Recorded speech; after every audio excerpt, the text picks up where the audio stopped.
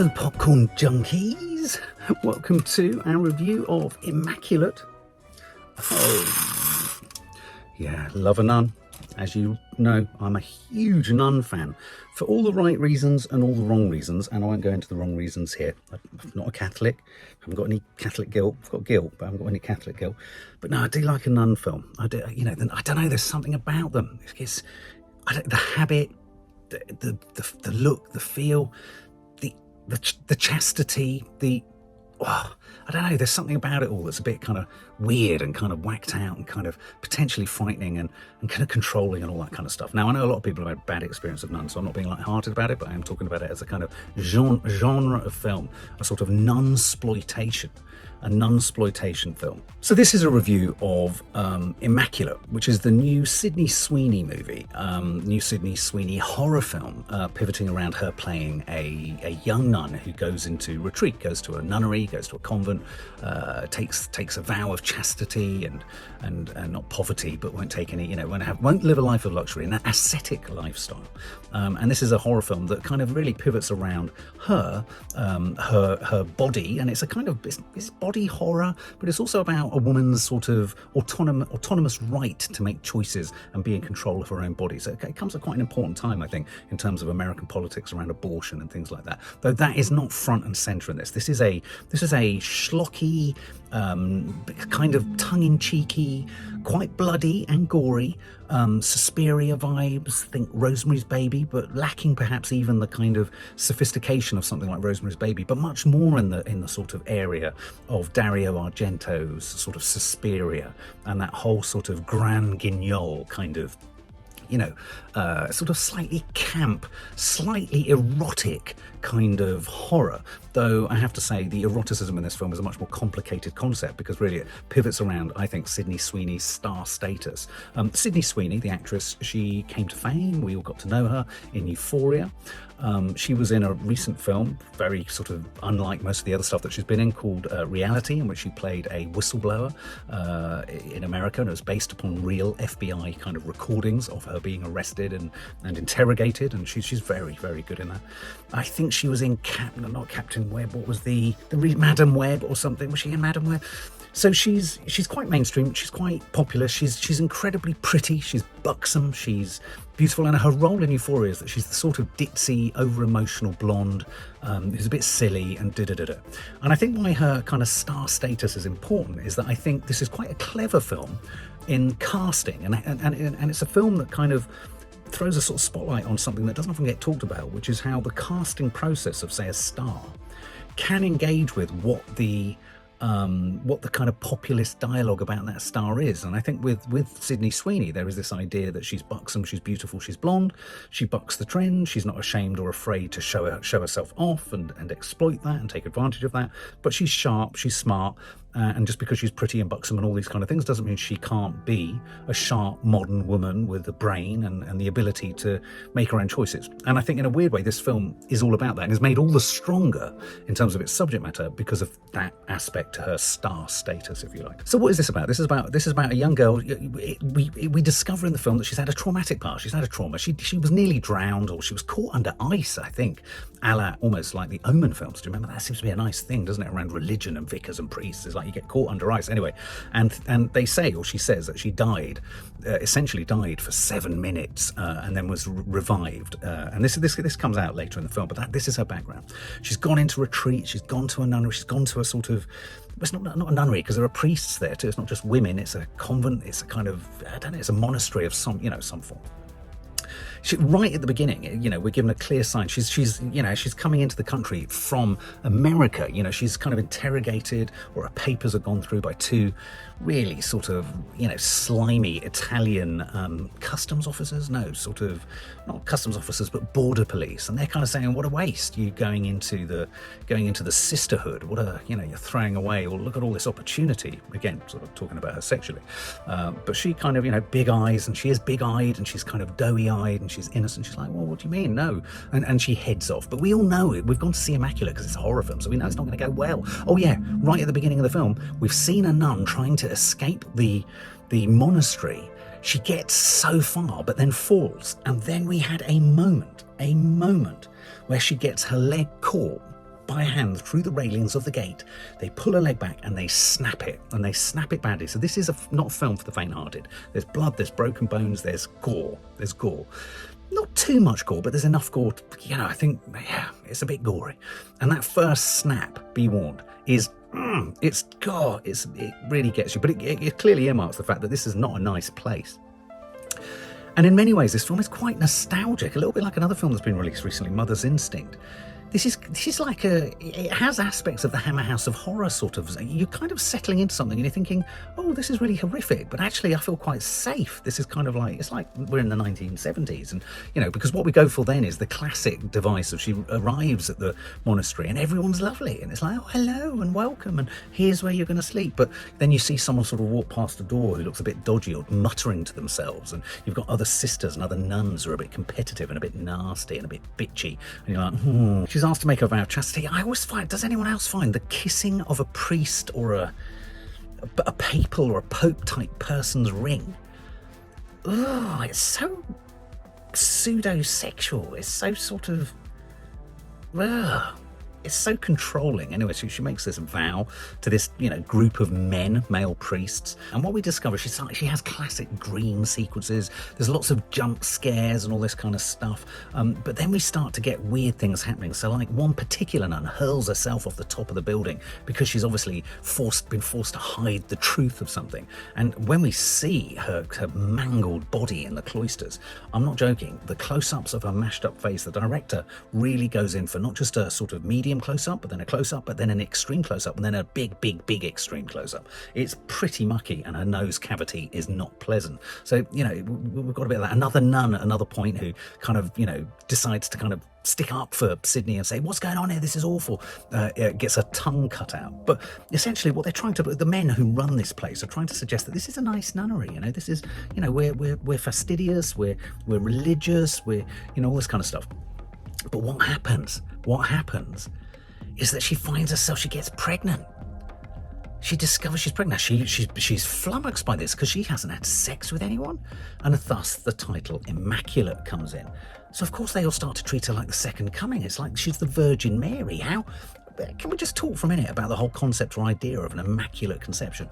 Is it about, for any religious followers, and apologies because this film is in every way sacrilegious, blasphemous and everything else, but is there some aspect of the whole Immaculate? Is it about the idea that sex is so sinful that for the Virgin Mary, for Jesus to have been born, no real act of sex could have happened? Or is it because God is so omnipotent?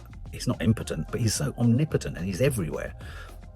I hate to get sort of physically detailed about this. He's unable to do the deed, so it couldn't happen. It's more like an energy sex rather than I've always found it weird. Or is it just a way of kind of sidestepping the biological necessity for sex? I don't know. Anyway, she finds herself pregnant.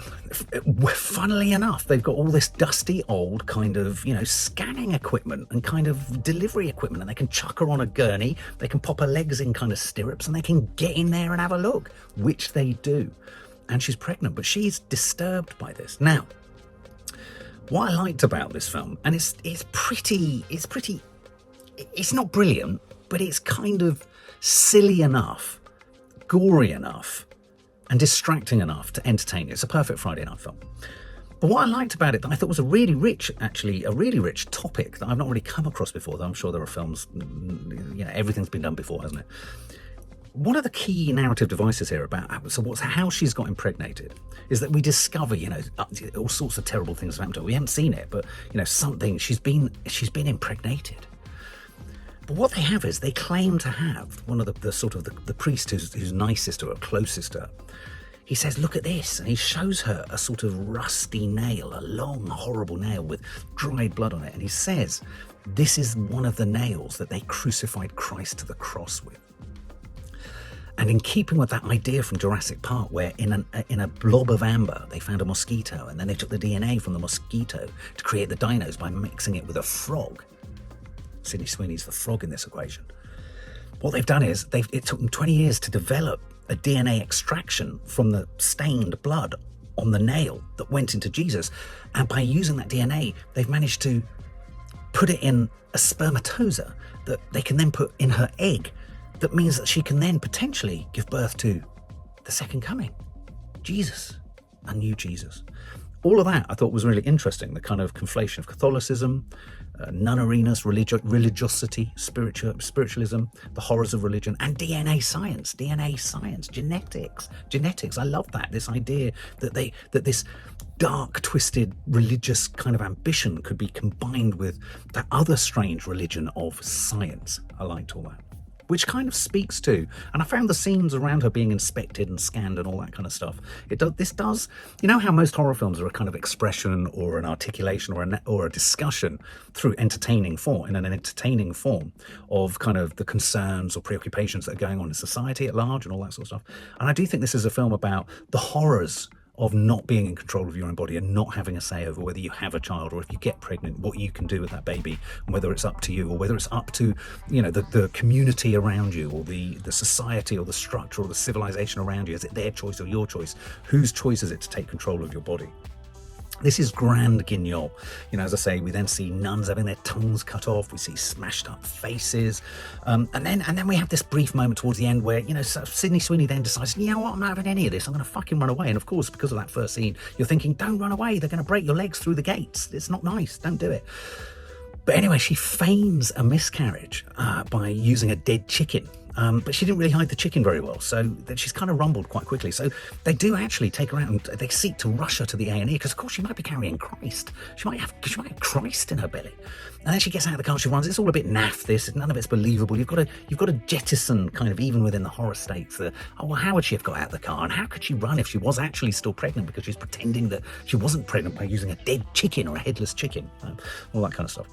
Anyway, they bring her back, they lock her up, they tie her down, all this kind of stuff. And then she breaks out and we have this sort of labyrinthine scene where she you know, she's going to be killed. Then, you know, the priest that's been closest to her, she sets fire to his DNA kind of laboratory. And so you've got all these kind of fetuses in bottles going up. And then he burns and then she's chased down this corridor or through this labyrinthine kind of crypt, which was good. I was getting sort of barbarian vibes and all that kind of stuff. I mean, we even have a moment where she reaches for a blade and there's a moment in this film where you think, oh my God, she's going to do a self-cesarean. And she starts and you're like, no, you can't. This is dark and twisted in every conceivable, but she's taking control. And of course it plays out that finally we get to this final moment where, what I liked about the final shot in this film was that Sydney Sweeney played it really well. She's covered in blood.